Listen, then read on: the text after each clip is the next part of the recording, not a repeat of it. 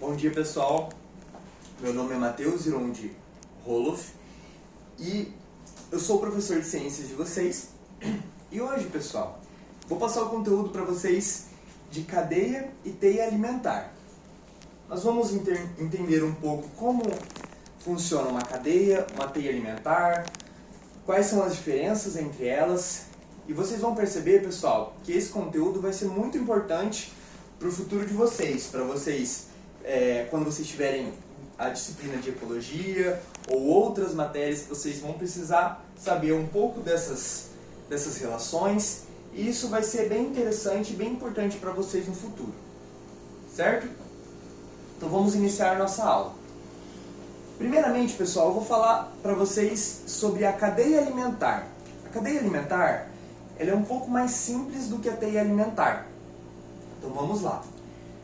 A gente tem que entender, uma coisa importante para a gente entender antes, pessoal, é que quando a gente fala desse assunto, temos que entender que existem diversos níveis tróficos. O que seriam esses níveis tróficos? Vamos lá. Os níveis tróficos seriam justamente isso que eu estou passando aqui para vocês. O produtor é um nível trófico, consumidor primário, consumidor secundário, o terciário, o quaternário e assim por diante.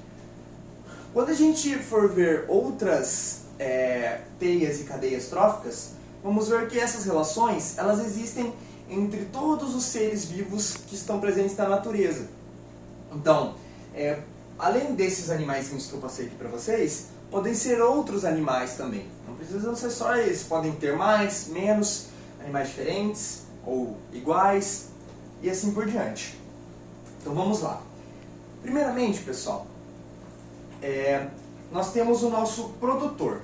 E para o nosso produtor poder crescer e se desenvolver, ele precisa da ajuda do sol. Então o sol ele vai fornecer energia para o produtor, que no caso são as plantas. As plantas são os produtores. E as plantas elas fazem fotossíntese, então elas utilizam a energia do sol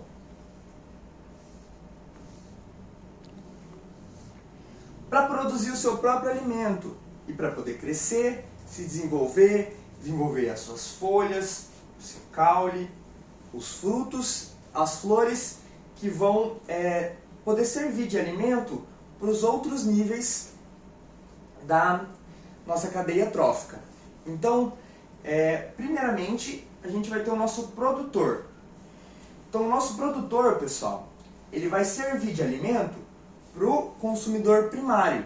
O consumidor primário, no caso, é um gafanhoto. O gafanhoto, ele vai se alimentar da planta. Ele vai comer as folhas da planta ali e vai conseguir se alimentar para poder conseguir os nutrientes que ele precisa. Então, ele vai se alimentar da planta. É importante a gente lembrar também, saber, que na cadeia trófica, o nível ele sempre é linear. Ele sempre tem um único sentido. Então ele vai seguir do produtor até o último consumidor. Pode ser o quaternário ou pode ser mais ou menos. Depende da maneira que você está estudando e da cadeia que você está estudando. Então vamos lá, dando sequência. Nosso consumidor primário, nesse caso aqui, vai ser o nosso gafanhoto. O gafanhoto vai se alimentar da planta e o sapo, que é o nosso consumidor secundário, vai se alimentar.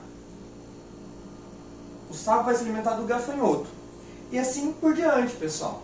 A cobra ela vai se alimentar do sapo e a coruja vai se alimentar da cobra.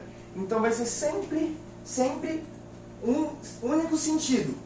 O quaternário vai se alimentar do terciário, que se alimenta do secundário, que se alimenta do primário, que se alimenta do produtor. Beleza? Essa é a nossa cadeia trófica. Já a nossa teia trófica é um pouco diferente. Ela é mais complexa. A teia trófica ela pode também incluir essa cadeia, pode seguir esse caminho, mas ela não é só linear, ela não tem um único caminho. ela também pode ter outros caminhos. Por exemplo, não sei se vocês sabem, mas a coruja, ela também pode comer o sapo. Então, vocês veem que a cobra, ela já nessa relação, tanto a cobra quanto a coruja vai poder se alimentar do sapo. Assim como algumas cobras, elas conseguem se alimentar de invertebrados, como caramujinhos ou outros animais invertebrados. Então, pessoal, vocês percebem que essa relação é muito mais complexa. Imaginem aí uma teia de uma aranha. Se quiserem, podem até desenhar no caderno. Imaginem a teia de uma aranha. Essa teia, ela vai ter vários pontinhos que vão se interligar. E esses pontinhos, eles, uma hora, se você quiser, você pode chegar no mesmo lugar, que é o meio da teia. Mas dá para você fazer vários caminhos. E é como se fosse a mesma coisa que a teia alimentar. Então a teia alimentar, ela não tem só esse sentido, do produtor para o primário, para o secundário, para o terciário e quaternário. Não, eles podem saltar os níveis tróficos. Eles podem sair do quaternário e consumir o secundário, do terciário para o primário, e assim por diante. Existem infinitas relações que podem ocorrer na natureza. Muitas relações. Então, pessoal, retomando um pouquinho para vocês, a nossa cadeia alimentar, ela vai ser sempre num único sentido. O produtor vai se desenvolver, que vai servir de alimento para o consumidor primário, que vai servir de alimento para o secundário, que vai servir de alimento para o terciário e assim por diante, para o quaternário e outros animais que podem estar fazendo parte dessa relação. E a teia alimentar, ela já é bem mais complexa. Os níveis podem saltar de um nível para o outro. Então, as relações são bem mais complexas, elas se interligam de outras maneiras, além só dessa forma linear. Beleza, pessoal? Então, essa foi a nossa aula de hoje. E eu queria pedir para vocês fazerem uma atividade para mim. Vai ser interessante para a gente continuar entendendo esse conteúdo e depois conseguir retomar para poder fazer a nossa prova, né? Que esse conteúdo vai cair.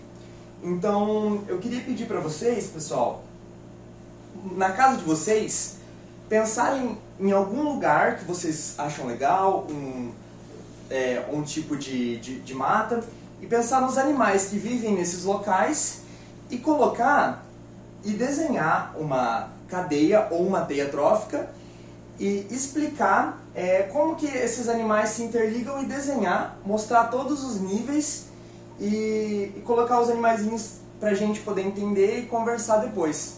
Perfeito, pessoal? Espero que vocês tenham entendido bem a aula e muito obrigado. Até a próxima aula.